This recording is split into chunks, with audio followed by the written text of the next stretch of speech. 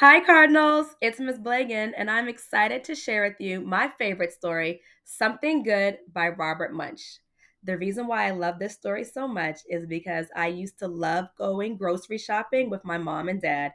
And as a child, when they went shopping, I would always ask them to buy things like cupcakes, cookies, pies, anything sweet. And they would always tell me no. And so one day they found this book and it reminded them of me, so as they read me the story, they would change out the character's name for my name. And they would include my brother Christopher, and my sister Patina. So I'm excited to share this story with you, and I'm going to do the same. So instead of using the main character's names or the characters' names, I'm going to trade it in for my family. Are you ready? All right. Something Good by Robert Munch.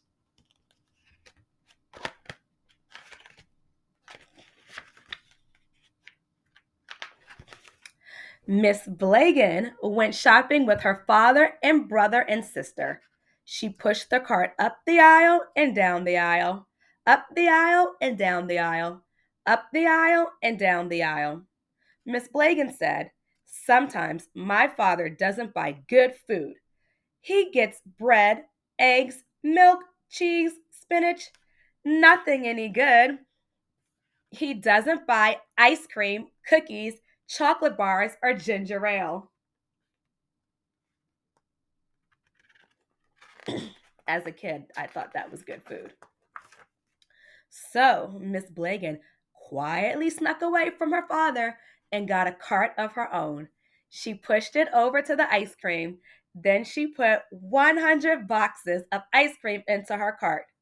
Miss Blagan pushed that cart up behind her father and said, "Daddy, look!" Her father turned around and said, "Yikes!" Miss Blagan said, "Daddy, good food." "Oh, no," said her father. "This is sugary junk. It will rot your teeth. It will lower your IQ. Put it all back."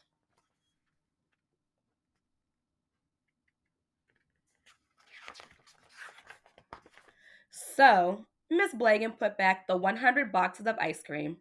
She meant to get right back to her father, but on the way, she had to pass the candy. She put 300 chocolate bars into her cart. Miss Blagan pushed the cart up behind her father and said, "Daddy, look." Her father turned around and said, "Yikes!" Miss Blagan said, "Daddy, good food." My favorite candy bar, by the way, is a Twix bar. What is yours? "Oh, no," said her father. "This is sugary junk. Put it all back." So Miss Blagan put all the chocolate bars back. Then her father said, "Okay, Miss Blagan, I have had it. You stand here and don't move." Uh-oh, Miss Blagan's in trouble. What do you think is going to happen next, boys and girls? Let's see. Miss Blagan knew she was in big trouble, so she stood there and didn't move. Some friends came by and said hello. Miss Blagan didn't move. A man ran over her toe with his cart. Miss Blagan didn't move.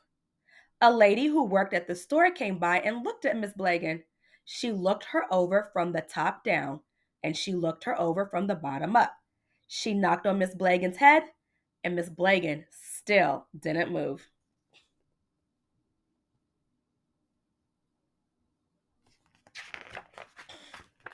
The lady said, "This is the nicest doll I have ever seen. It looks almost real." She put a price tag on Miss Blagan's nose that said $29.95. Then she picked Miss Blagan up and put her on the shelf with the other dolls.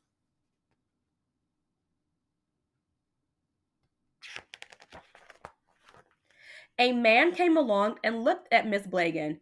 He said, "This is the nicest doll I have ever seen. I'm going to get this doll for my daughter." He picked Miss Blagan up by the hair. Miss Blagan yelled very loudly, "Stop!" The man screamed, "Ah, it's alive!" and ran down the aisle, knocking over a pile of 500 apples.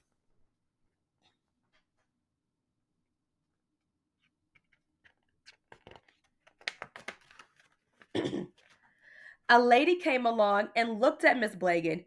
She said, "This is the nicest doll I've ever seen. I think I will buy this doll for my granddaughter." She picked up Miss Blagan by the ear. Miss Blagan yelled as loudly as she could, "Stop!" The lady screamed, "Ah! It's alive!" And she ran down the aisle, knocking over a pile of 500 oranges.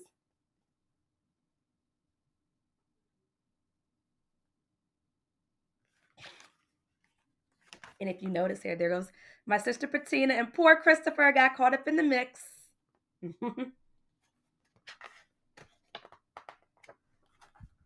Let's see what happens next. Then Miss Blagan's father came looking for her. He yelled, "Miss Blagan, Miss Blagan, Miss Blagan, Miss Blagan, where are you?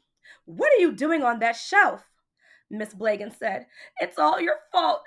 You told me not to move, and people are trying to buy me. Well, oh, come now," said her father. "I won't have anybody buy you." He gave Miss Blagan a kiss and a big hug, and they went to pay for all the food.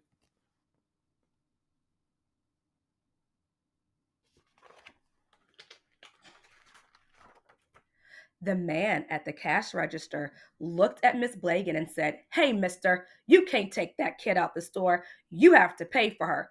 It says so right on her nose. 29.95." "Wait," said her father. "This is my own kid. I don't have to pay for my own kid." The man said, "If it has a price tag, you have to pay for it." "I won't pay," said the father. "You've got to," said the man. The father said, "No." The man said, "Yes." The father said, "No." The man said, you guessed it, "Yes." The father, Christopher, and Bettina all yelled, "No."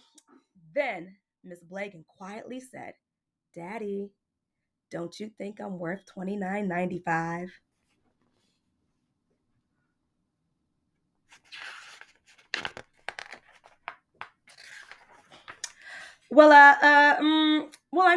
Of course you're worth 29.95, said her father. He reached into his wallet, got out the money, paid the man, and took the price tag off Miss Blagan's nose. Miss Blagan gave her father a big kiss and a big hug, too. And then she said, "Daddy, you finally bought something good after all." Then her father picked up Miss Blagan and gave her a big, long hug and didn't say anything at all.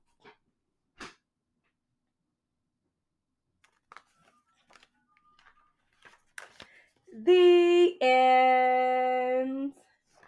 So, boys and girls, I hope you enjoyed this story. Do you have a favorite part?